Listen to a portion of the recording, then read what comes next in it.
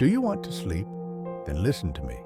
Turn off the lights, close the windows, now close them and listen to you. Finally, I will make a request to you. Put down your phone and listen to my voice. Listen clearly.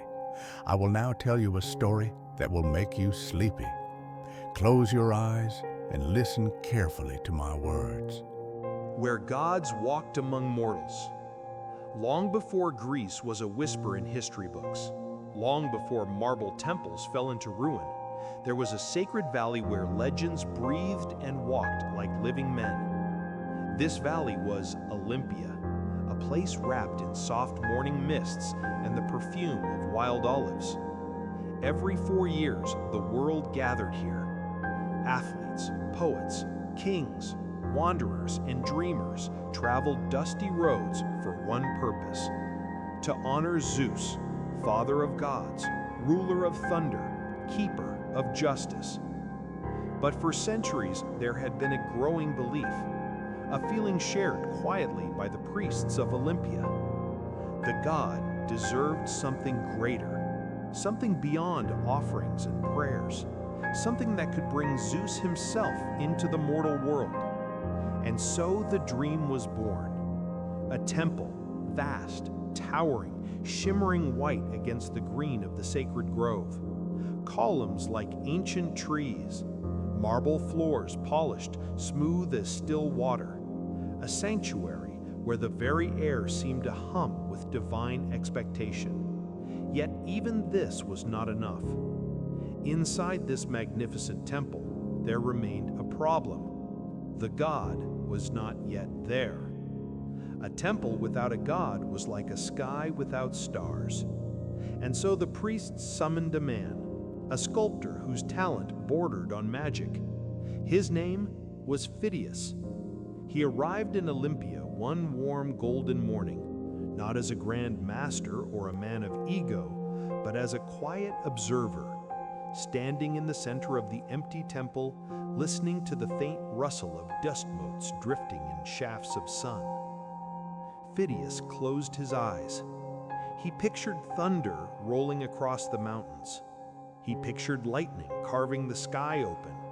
He pictured a king, powerful, serene, eternal. When he opened his eyes again, he whispered, "I will bring him here." The priests watched him with awe, for in that moment they understood. This temple was no longer just a building. It was a cradle waiting for a miracle. Phidias would not carve a mere statue.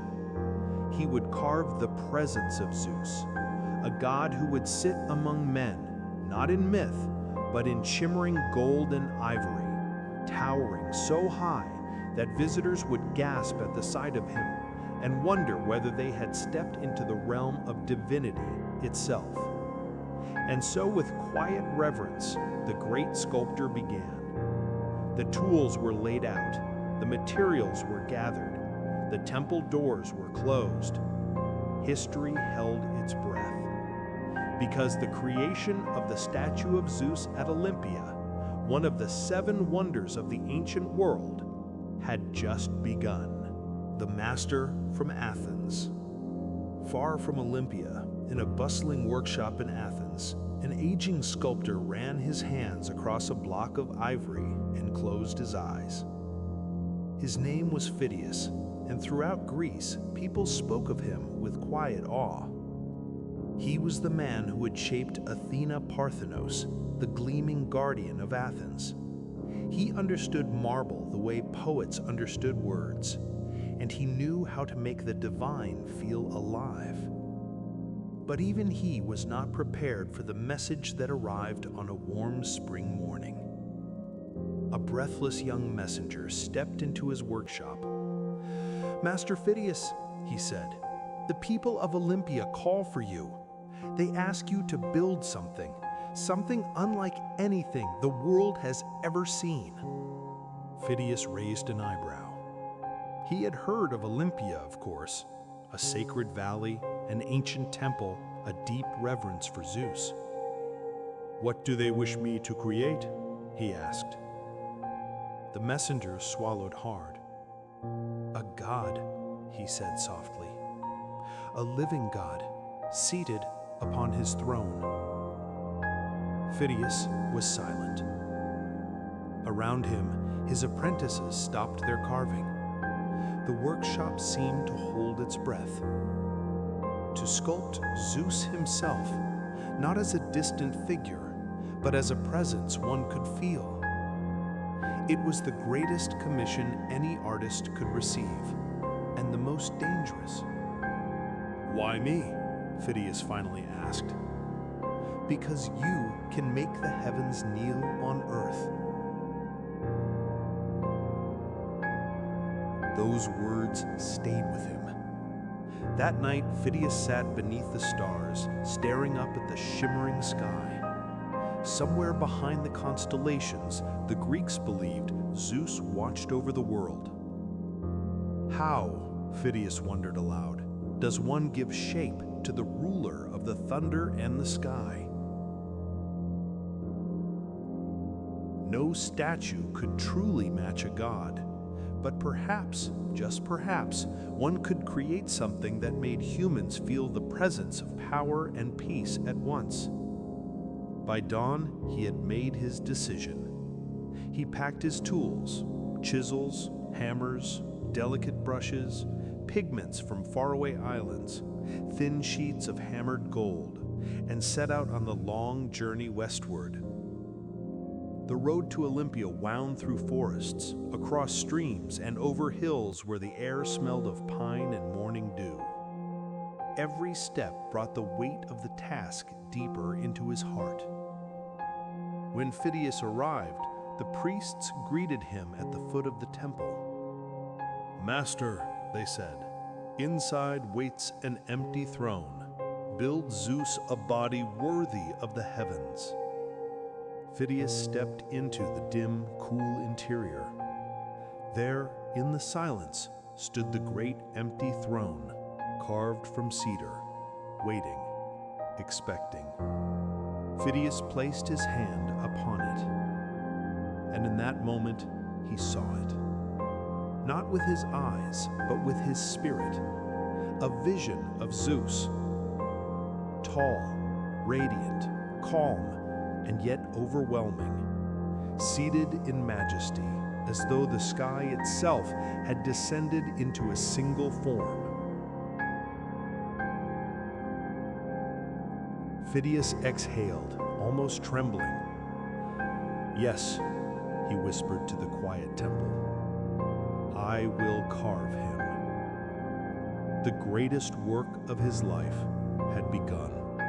The sculptor's divine dream.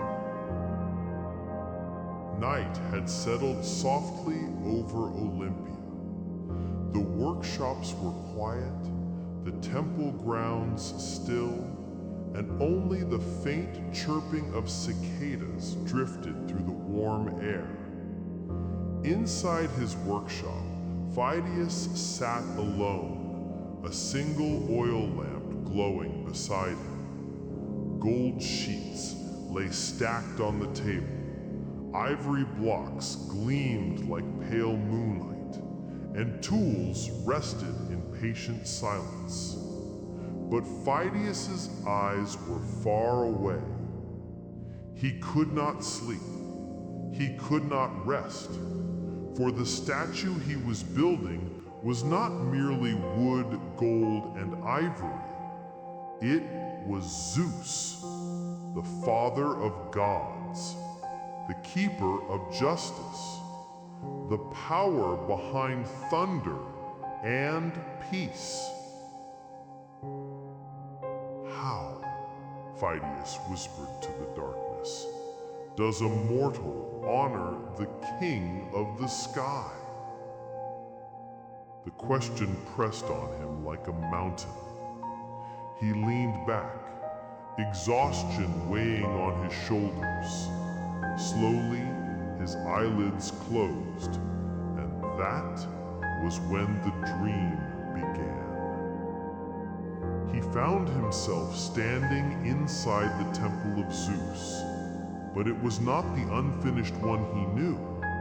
It was glowing, alive, filled with a gentle radiance like sunrise after rain. The air trembled as if full of distant music.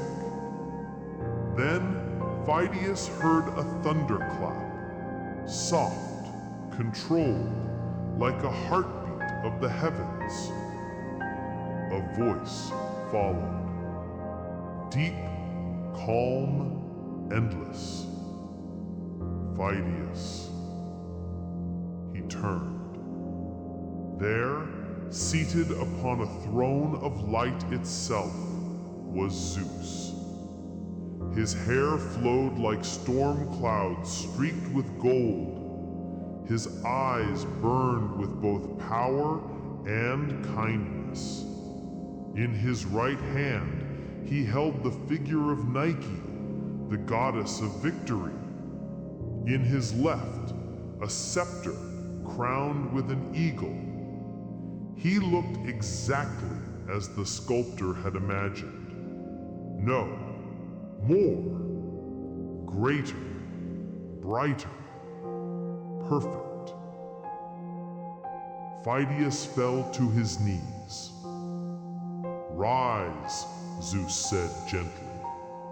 "You seek to build me in the form men can understand. So let me show you the truth men rarely see." Suddenly, the dream shifted. Phidias found himself standing inside the temple of Zeus, but it was not the unfinished one he knew. It was glowing, alive, filled with a gentle radiance like sunrise after rain. The air trembled as if full of distant music. Then, Phidias heard a thunderclap, soft, controlled, like a heartbeat of the heavens. Then a voice followed, deep, calm, endless. Phidias. "To them," he said, "for the ones who come seeking comfort, for the troubled who long for peace, for the weary who need wonder." Phidias felt tears in his dream self's eyes. "Show them strength," Zeus said. "Show them serenity. Show them that even the mightiest power can be gentle." The temple glowed brighter. The throne rose higher. Zeus faded into luminous mist. "Create what your heart now understands." Then, the dream ended. Phidias jolted awake, breath unsteady, heart pounding. The workshop was still dark. The oil lamp still flickered, but something inside him had changed forever. He rose slowly, walking to the great wooden framework of the unfinished statue. His hands touched the smooth ivory, the cool gold, the carved throne. Now he knew what the statue must look like. Not terrifying, not wrathful, but powerful and peaceful, majestic and compassionate, a god who ruled the sky yet understood the people below. Phidias smiled softly. "For them," he whispered into the morning air, "for all who come to seek comfort." And with that, he began to sculpt again. This time with a clear vision and a calm heart filled with divine light. The day the god arrived. The workshop of Phidias was unusually silent. Dust floated like tiny golden stars through the sunbeams slanting across the room, and the scent of warm cedar wood drifted from the scaffolding. Apprentices whispered as they gathered near the enormous half-finished statue. For months they had worked tirelessly, carving the ivory panels, hammering thin sheets of gold, polishing the throne, mixing the rare paints from distant lands. But today was different. Today, the final sacred ritual would begin. A group of priests entered the workshop barefoot, carrying bowls of oil, braided garlands, and small clay lamps. Their robes brushed the floor like soft waves, and their voices hummed quiet prayers. Phidias stood before them, tall, calm, eyes steady. He placed a hand on the base of the statue as if feeling the heartbeat of the god beneath the ivory. "Today," he said softly, "Zeus awakens." The apprentices shivered. Slowly, the great doors of the workshop swung open, letting in a warm breath of summer air. Outside, the crowds of Olympia waited in complete silence. Even the birds seemed to be holding their song. One by one, the priests lit lamps around the statue's feet, the flames flickering like tiny stars around a mountain. Then, Phidias climbed the scaffolding, carrying a final piece of worked gold. It was small, delicate, and shaped like a lightning bolt. As he reached the statue's immense hand, he attached the golden bolt into Zeus's waiting grasp. A hush spread through the hall. A breeze stirred from nowhere. For a moment, just a heartbeat, every lamp flame leaned toward the statue as if drawn by an unseen power. Some whispered that the king of the gods had entered his image. Others said it was only the wind. But those who stood closest, who felt the sudden warmth, who saw the faint shimmer across the ivory face, they believed. When Phidias climbed down, his voice barely above a whisper, he said only, "It is done." The doors opened fully and sunlight poured inside, glowing across Zeus's golden robe, illuminating the ivory skin, sparkling on the ornate throne as if the heavens themselves had descended. The crowd gasped. Some fell to their knees, and in that moment, Olympia became the center of the world.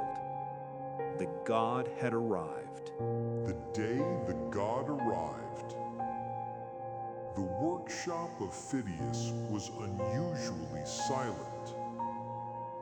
Dust floated like tiny golden stars through the sunbeams slanting across the room, and the scent of warm cedar wood drifted from the scaffolding. Apprentices whispered as they gathered near the enormous half-finished statue. For months they had worked tirelessly, carving the ivory panels, hammering thin sheets of gold, polishing the throne, mixing the rare paints from distant lands. But today was different. Today, the final sacred ritual would begin. A group of priests entered the workshop barefoot, carrying bowls of oil, braided garlands, and small clay lamps. Their robes brushed the floor like soft waves, and their voices hummed quiet prayers. Phidias stood before them, tall, calm, eyes steady. He placed a hand on the base of the statue as if feeling the heartbeat of the god beneath the ivory. "Today," he said softly, "Zeus awakens." The apprentices shivered. Slowly, the great doors of the workshop swung open, letting in a warm breath of summer air. Outside, the crowds of Olympia waited in complete silence. Even the birds seemed to be holding their song. One by one, the priests lit lamps around the statue's feet, the flames flickering like tiny stars around a mountain. Then, Phidias climbed the scaffolding, carrying a final piece of worked gold. It was small, delicate, and shaped like a lightning bolt. As he reached the statue's immense hand, he attached the golden bolt into Zeus's waiting grasp. A hush spread through the hall. A breeze stirred from nowhere. For a moment, just a heartbeat, every lamp flame leaned toward the statue as if drawn by an unseen power. Some whispered that the king of the gods had entered his image. Others said it was only the wind. But those who stood closest, who felt the sudden warmth, who saw the faint shimmer across the ivory face, they believed. When Phidias climbed down, his voice barely above a whisper, he said only, "It is done." The doors opened fully and sunlight poured inside, glowing across Zeus's golden robe, illuminating the ivory skin, sparkling on the ornate throne as if the heavens themselves had descended. The crowd gasped. Some fell to their knees, and in that moment, Olympia became the center of the world. The god had arrived. The day the god awoke, morning light spilled into Phidias's workshop like liquid gold. Dust glimmered in the warm beams. The scent of olive oil, cedar shavings, and fresh plaster drifted gently through the air. For months, the workshop had been a place of relentless labor, quiet footsteps, whispered instructions, and the soft tap of chisels shaping destiny. But today felt different. Today felt sacred. Phidias stood before the nearly finished statue of Zeus, his hands trembling, not from age, but from awe. The god's serene eyes seemed to watch him. The folds of the carved ivory skin looked impossibly lifelike. His robes, overlaid in gold plates, shimmered as though touched by sunlight from another world. "Master," murmured an apprentice, "is it really done?" Phidias did not answer first. He walked forward, each footstep echoing through the enormous chamber. The statue towered over him, over everyone. Seated on an elaborately carved throne, Zeus's head nearly brushed the roof beams. It was said that if the god were to rise, he would shatter the temple ceiling. That was intentional. Phidias wanted every visitor to feel the same breath-stealing truth. This is power. This is divinity. This is Zeus. He approached the base of the statue. The throne was ornamented with mythical scenes, victories of gods and heroes, carved sphinxes with watchful eyes, horses in mid-gallop, frozen in golden time. At Zeus's feet rested a carved footstool of ebony and ivory, shaped with lions whose faces looked so real it felt they might growl. Phidias raised a hand and touched the gold-wrapped staff held in Zeus's left hand. Smooth, cold, impossibly flawless. In the god's right palm perched a figure of Nike, the winged goddess of victory, delicate and radiant. Silence filled the chamber. Then Phidias whispered, "Let us open the doors." The apprentices hurried to the great bronze doors of the workshop. They heaved them open, and a flood of sunlight poured inside, striking the statue. Gold ignited, ivory glowed softly.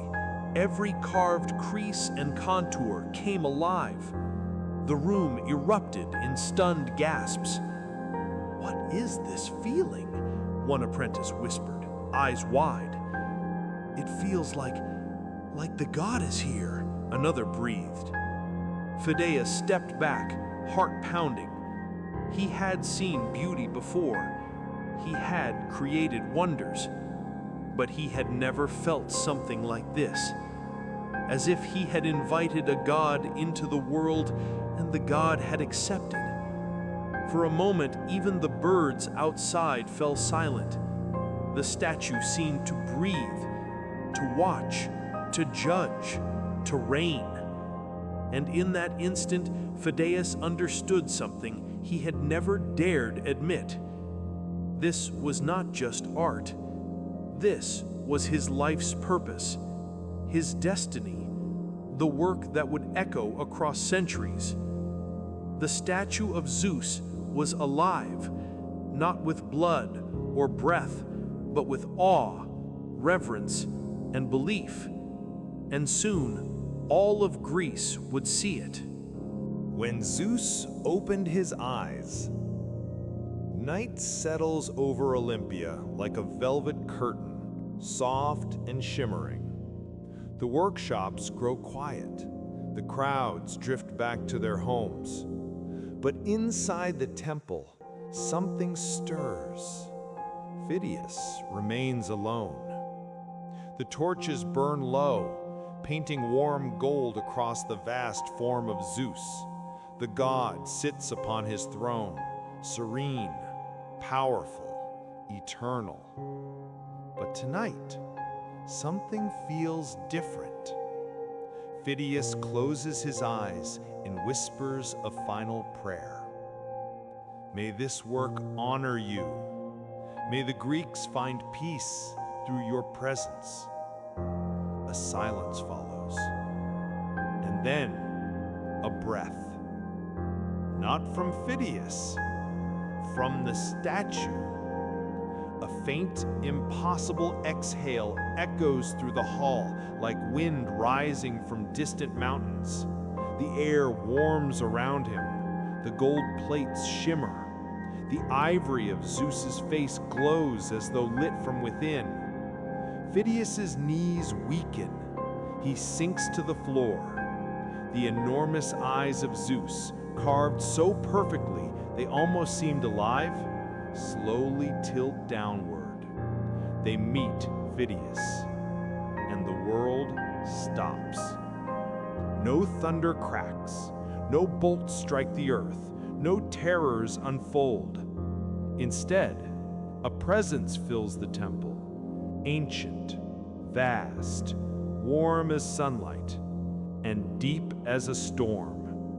A voice, not spoken, but felt, settles into Phidias' mind. You have shaped my image. Now shape my legacy.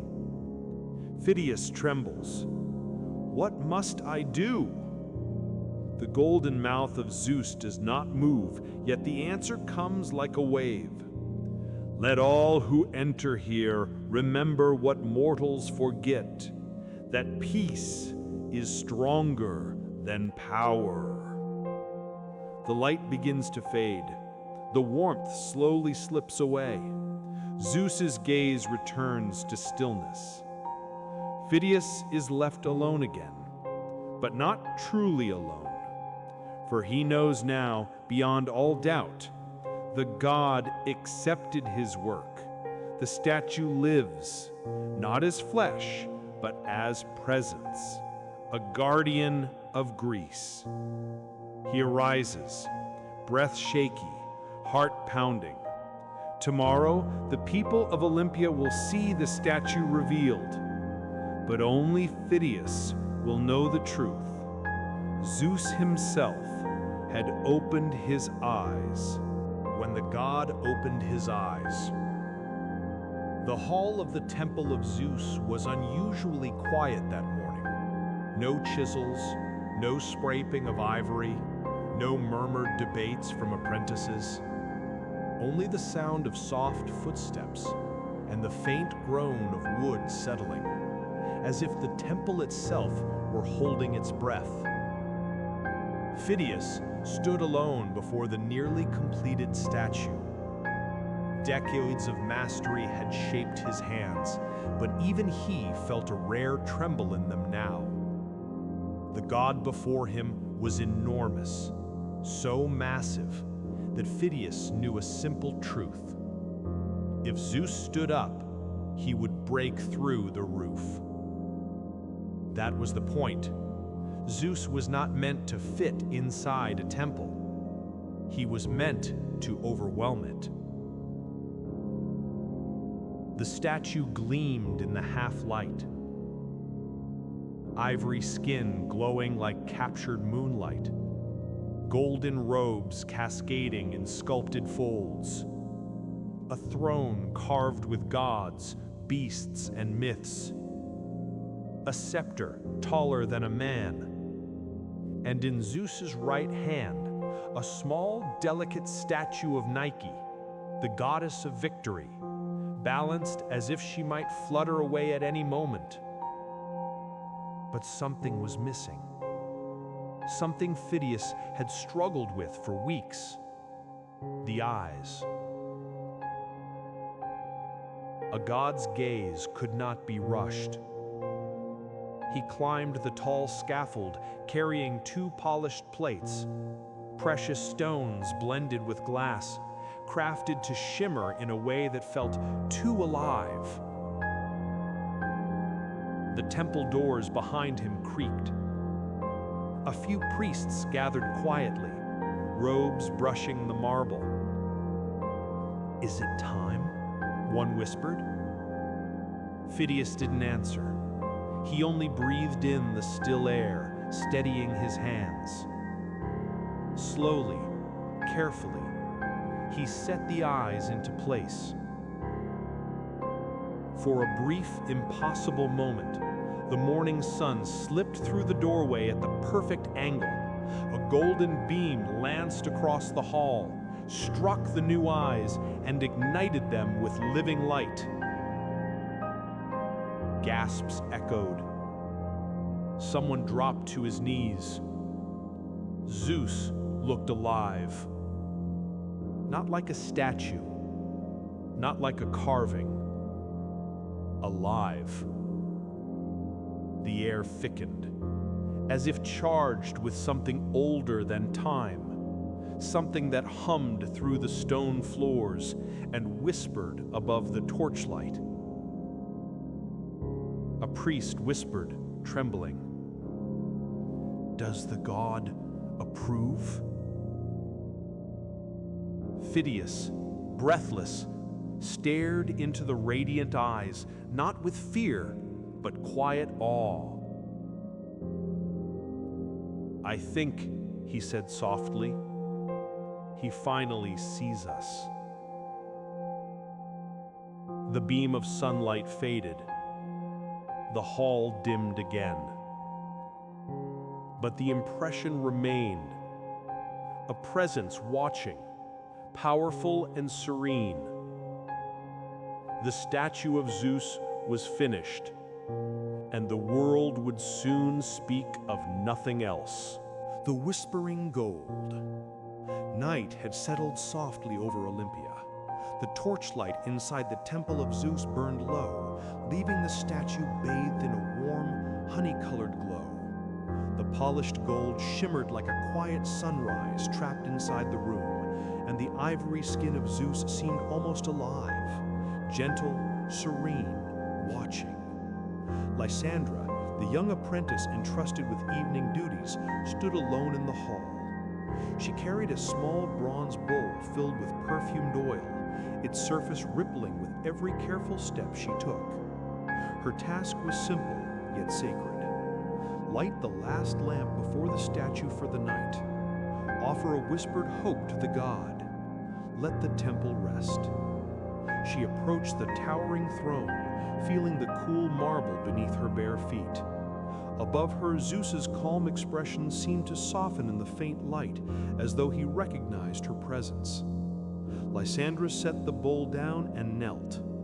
For a moment, there was only stillness, the hush of distant cicadas, the gentle crackle of the torches, and the vast, peaceful silence of the temple itself. Then she felt it, a faint warmth on her cheek, a soft movement of air, almost like a breath. She looked up sharply. The golden laurels on Zeus's crown trembled ever so slightly, catching the light. The shadows shifted with them, stretching across the floor like quiet waves. It was impossible, she told herself. And yet, a deep tranquility filled the chamber, a quiet so profound it felt like the world itself had exhaled. It wrapped around her like a warm cloak. Her heartbeat slowed, her thoughts softened.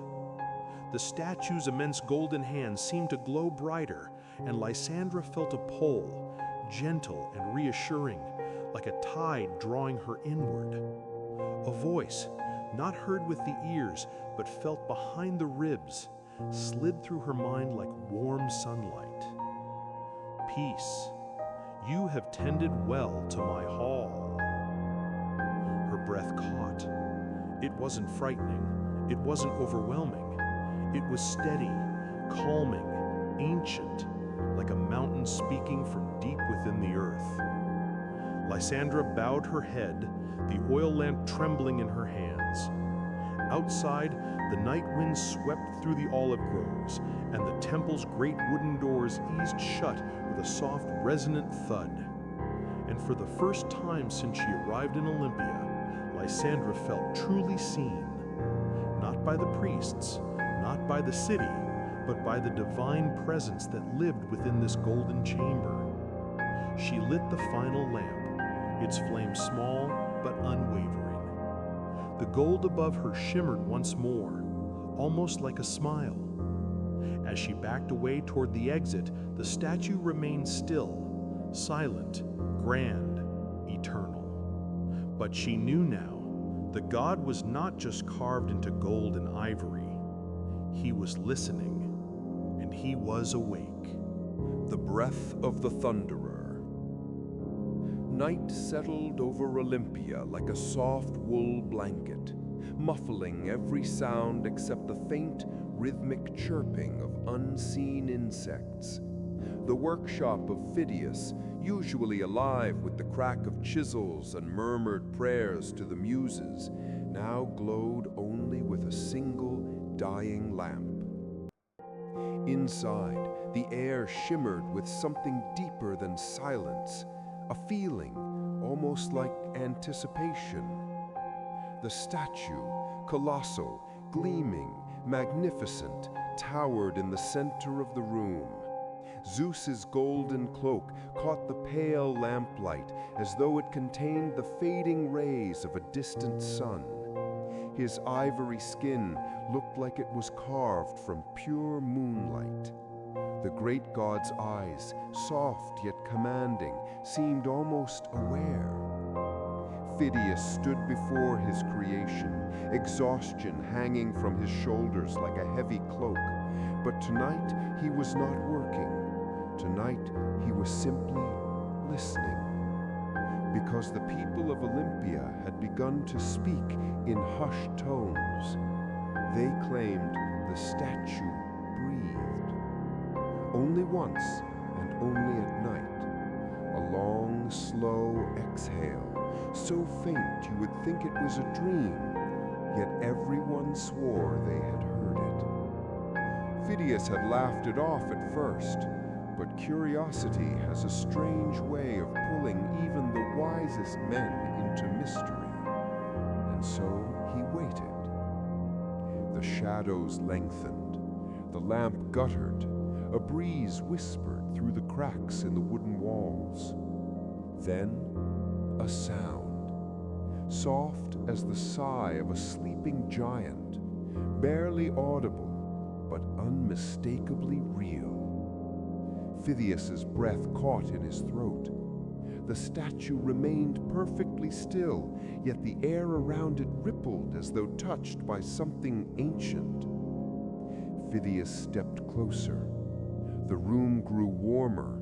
A faint scent of rain drifted through the air, the unmistakable scent of a distant storm rolling over the horizon.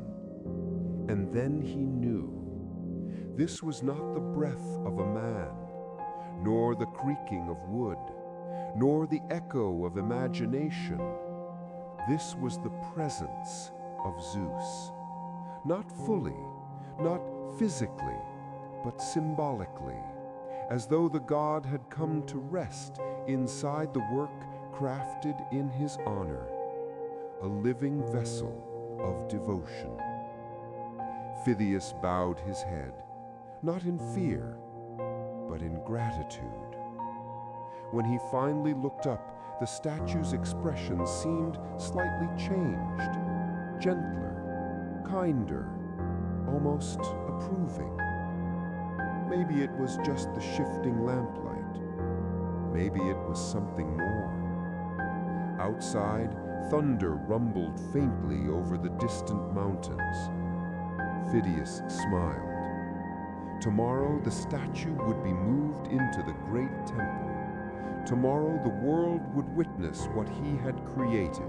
But tonight, alone in the quiet, he felt something he had not felt in years. A sense of divine companionship.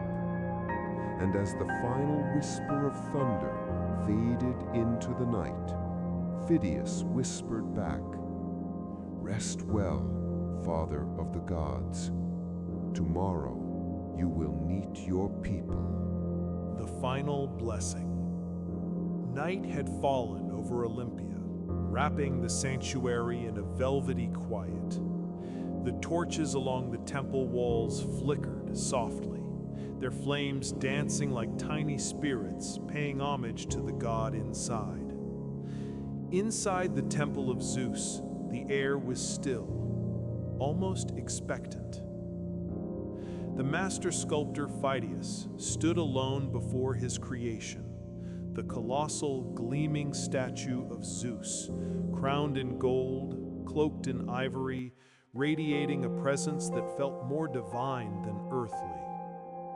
For a moment, even Phidias felt small, like a child standing before a living god. He had spent years crafting this masterpiece, years shaping ivory, years molding gold, years chasing a vision only he could see. And tonight, the work was finished. Phidias approached the base of the statue, placing his palm against the cool, polished pedestal.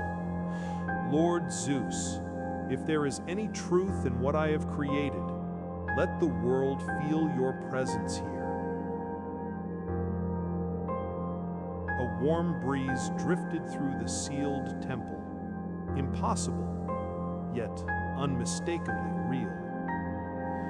The torches along the temple walls flickered softly, their flames dancing like tiny spirits paying homage to the god inside. Phidias' heart pounded. He lifted his gaze. For one breathless moment, the statue seemed to glow, not with gold, but with something deeper, something alive. The serene, powerful face of Zeus appeared to soften, as if acknowledging the man who had honored him with such devotion. Then,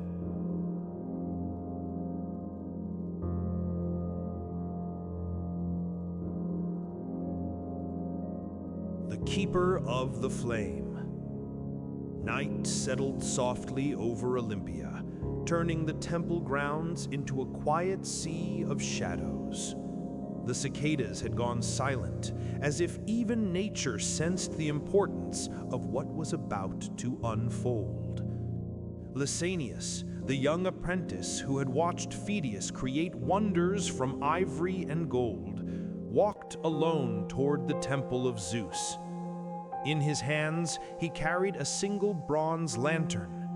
Inside flickered a humble flame, taken from the sacred hearth of Hestia, a flame that must never be allowed to die. For tonight, he was to become something more than an apprentice. Tonight, he would become keeper of the flame, protector of the light that symbolized Zeus's eternal presence. As he stepped through the forest of massive Doric columns, the temple swallowed him in darkness. Only the echo of his footsteps accompanied him until he reached the center, and the shadows parted. There he was, Zeus. The colossal statue towered above him, glimmering faintly in the lantern's glow. The gold of the god's robes shimmered like trapped sunlight, while the ivory of his skin seemed almost alive. The throne, carved with mythic creatures and ancient stories, cast long, intricate shadows across the floor. The chamber smelled of olive oil, cedarwood, and faint traces of incense burned by pilgrims over the years. Lysanias swallowed. Even after countless visits, the statue's presence was overwhelming. He approached the small stone altar before the throne. It was cold to the touch, carved with lightning bolts and eagle wings. His hands trembled. As he lowered the lantern, the flame danced, weak but determined. "I carry this flame," he repeated the oath taught by the elders, "not for myself, but for all who seek guidance under Zeus's eyes."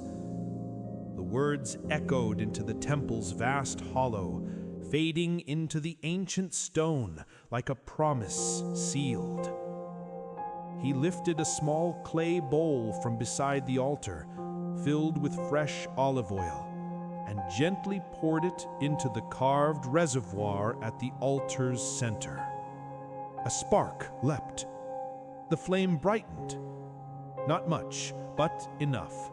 Enough to say that Zeus's eternal fire lived on for another night. As Lysanias stepped back, something unexpected happened. A faint breeze, though no doors or windows were open, stirred the air. The flame rose higher, brighter, as if feeding on the stillness itself. Then, the colossal statue's eyes seemed to gleam. Just for a moment, just enough to make him gasp. Had he imagined it? Or had the king of the gods acknowledged his new duty? Before he could decide, the breeze vanished, and the flame returned to its soft, steady glow. Lysanias let out a breath he didn't realize he'd been holding. He bowed deeply before the statue. "May I be worthy," he murmured. Then he turned and walked out of the temple, lantern in hand, the new keeper of the flame, stepping into the moonlit night. Behind him, unseen, the shadows in the temple shifted. The final blessing of the King of Gods. Night settled over Olympia like a velvet curtain, soft and shimmering. The crowds had gone, the torches had burned low, and the great temple of Zeus, once filled with voices and footsteps, now rested in a silence so deep it resembled a dream. Inside, Phidias stood alone before his masterpiece. The colossal statue shimmered gently in the moonlight that filtered through the high windows. Gold caught the faint glow like liquid sunlight. Ivory skin glowed warmly, soft as living flesh. The throne, carved with gods, beasts, and constellations, seemed to hum with ancient power. Phidias, the master sculptor, placed a trembling hand on his chest. "Great Zeus, I have shaped your form with all the skill the muses granted me. If there is any blessing left for my hands to receive, let it be that this statue inspires peace for generations yet to come." His words faded into the stillness. For a moment, nothing moved. Then, almost too soft to notice, the air warmed. A faint breeze touched his face, though there was no open window. The golden olive wreath atop Zeus's head quivered gently, as if stirred by breath. Phidias froze. The temple lanterns flickered, and suddenly the statue's eyes, carved from polished glass and rimmed with gold, seemed to glow from within. Not brightly, not fearfully, just knowingly, as though the King of Gods was acknowledging the man who had dared to capture eternity in human hands. Phidias sank to his knees, overwhelmed. No thunder crackled, no divine voice boomed. Instead, the air settled again, calm, warm, comforting. The blessing was silent, but undeniable. From that night onward, pilgrims who entered the temple often reported the same strange sensation, a feeling that the statue saw them, understood them, weighed their hopes and fears, and offered a quiet, powerful reassurance that all storms could be overcome. And so, the statue of Zeus at Olympia became more than a wonder of the ancient world. It became a sanctuary of the spirit, a place where warriors laid down their weapons, where rulers softened their hearts, where wanderers found direction, and where thousands, across centuries, felt something they could not explain. A sense of peace, a sense of grace, a sense of being watched over. And though time would one day reclaim the temple and the statue, leaving only ruins and memories, the story of that final blessing, that soft spark of divine presence, lived on. Passed down in whispers, in dreams, in the gentle awe that fills the heart whenever one remembers that wonders, real wonders, are more than wood, gold, and ivory. They are the echoes of eternity. The last dawn over Olympia. The morning light drifted softly through the open colonnades of the Temple of Zeus, warming the marble floor like a gentle golden tide. Outside, the sacred grove of Altus stirred with birdsong, but inside the temple, everything was still, so still it felt as if time itself held its breath. Phidias's masterpiece, the colossal statue of Zeus, glowed with a quiet radiance in the early light. The ivory skin, polished smooth as river stone, seemed almost warm. The gold plates on his robes shimmered, catching the first rays of the sun like tiny fires being lit one by one. For centuries, pilgrims had journeyed from distant lands just to witness this moment, the statue illuminated at dawn, the great god seated calmly upon his throne, watching over the world with both kindness and power. But now, fewer footsteps walked the sacred paths. Fewer voices whispered prayers. The world beyond Olympia was changing. New powers were rising, new religions, new empires, new stories. And though the temple still stood proudly, even the priests could feel a strange heaviness in the air, like a chapter of history slowly closing. That morning, an elderly caretaker named Damon swept the marble floor as he had done for decades. His joints ached, his hair had turned silver, but every day he performed his quiet ritual, sweeping, dusting, polishing, whispering greetings to the God he had tended to all his life. He paused beneath Zeus's towering feet. "You still shine," he murmured softly, "even after everything."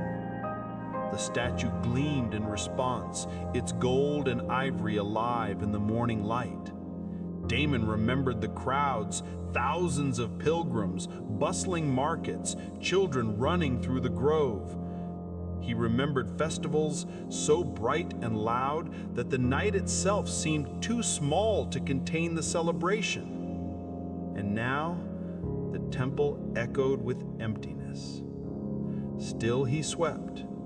Still he cared. Still he honored the god. As the sun climbed higher, a warm breeze drifted through the temple doors, carrying the scent of olive trees and distant sea salt. Damon closed his eyes. He imagined the world hearing the story of Zeus again someday. He imagined the statue shining again in someone's memory, even if the temple itself faded. Some wonders vanish, but some become eternal in a different way. Damon looked up one last time at the peaceful, powerful face of Zeus, the god who once united all of Greece in awe. "May your story never be forgotten," he whispered. For a moment, he could swear the statue smiled, and as the sunlight wrapped the temple in gold, the wonder of Olympia lived on, not in marble, not in ivory, not in gold, but in the humans who remembered. Night settles over Olympia like a velvet cloak, soft and slow, as if even darkness approaches this sacred place with reverence. The great temple stands quiet beneath the stars, its columns silvered by moonlight, its inner sanctum a cavern of shadows and ancient breath. Nicandros, the sculptor's apprentice, slips inside with a silent step. The air is cool, still, heavy with the scent of olive oil and fresh marble dust. Before him, illuminated by a single oil lamp he left burning earlier, rises the immense, unfinished shape of the Statue of Zeus.